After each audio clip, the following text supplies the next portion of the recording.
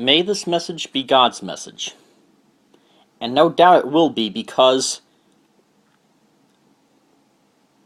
the Lord works in mysterious ways.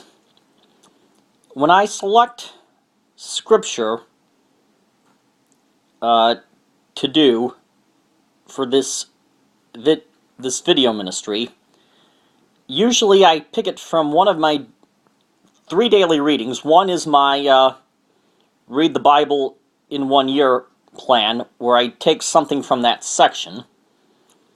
The other is a devotional guide called The Upper Room, which you can read at upperroom.org for free. It has you read a scripture, and then it gives an article by a correspondent applying that scripture to everyday life. And then a third is a publication called Daily Bread, which is pretty much the same thing as The Upper Room. Sometimes I can make the same message from all 3 readings. They all have something to do with each other. Sometimes all 3, and sometimes 1 or 2 have the same. In this case, it was all 3 had something to do with it. It had to do with all things working together for God's plan. In The Upper Room, it talked about how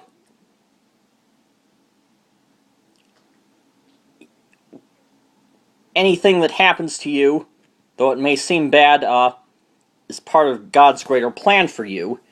And then the other kind of talked about how every Christian has a special part in God's overall plan. And the Bible reading is about how letting God be God and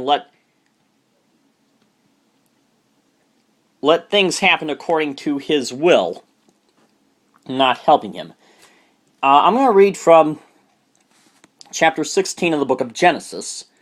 It is the story of Hagar and Ishmael. Basically, God has promised Abraham many descendants, yet his wife has had no children. So she allows Abraham to have a son by her handmaiden Hagar. So, here we go. And at this time, Abraham is still called Abram. He changes his name to Abraham later on, and Sarai, his wife, becomes Sarah later on. So, some background for you to know. Abram's wife, Sarai, had not borne him any children, but she had an Egyptian slave girl named Hagar.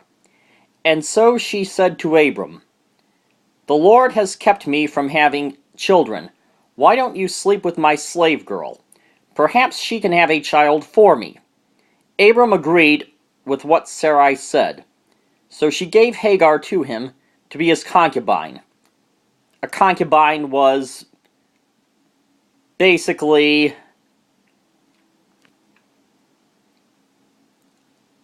it was a person who the modern day equivalent is live-in girlfriend. Domestic partnership, whatever you want to be politically correct about. This happened after Abram had lived in Canaan for 10 years. Abram had intercourse with Hagar, and she became pregnant. When she found out she was pregnant, she became proud and despised Sarai. Now, in terminology, we often understand despise to mean hate, but actually, the definition of despise means to just have no regard for, not care about. Then Sarai said to Abram, "It's your fault that Hagar despises me. I myself gave her to you, and ever since she found out that she was pregnant, she has despised me. May the Lord judge which of us is right, you or me." Blaming Abram? Wasn't it Sarai's idea? Well, anyway, Abram answered, "Very well. She is your slave and under your control. Do whatever you want with her."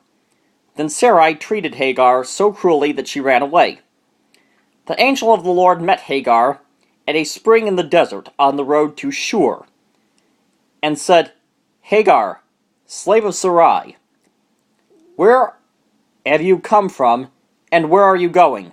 She answered, "I am running away from my mistress." She said, "Go back to her, and be her slave. Then he said, I will give you so many descendants that no one will be able to count them. You are going to have a son, and you will name him Ishmael, because the Lord has heard your cry of distress.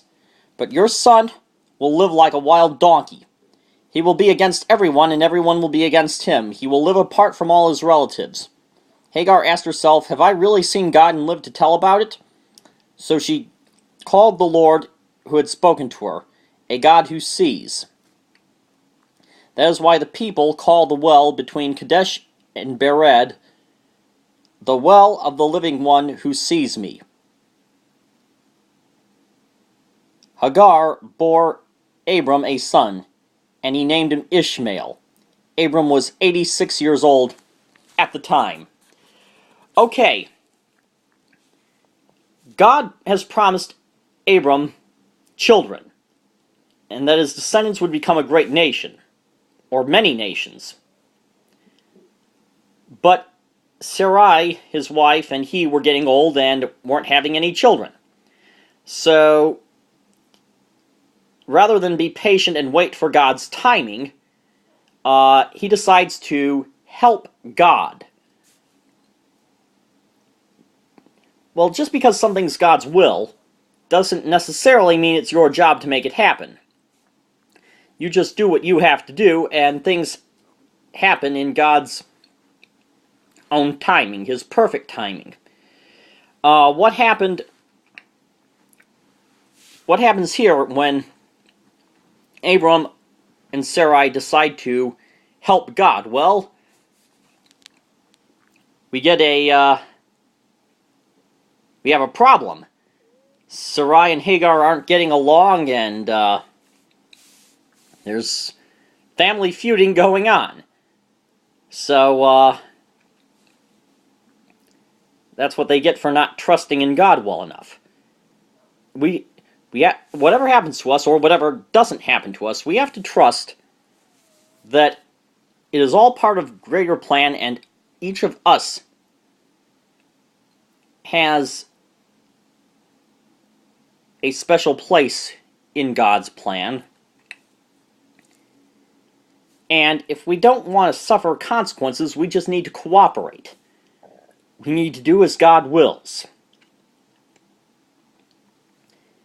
and not do what he tells us not to do. Just not yet. And, the first step in cooperating is to do the one thing he wants you to do most, and that is confess your sin, bring Jesus into your life. That's the one thing that keeps you from all other blessings of God. So pray to God, accept what Jesus did for you on the cross, and make him the Lord of your life, that you can live a new life pleasing to God. May this message be a blessing to you, and to God be the glory.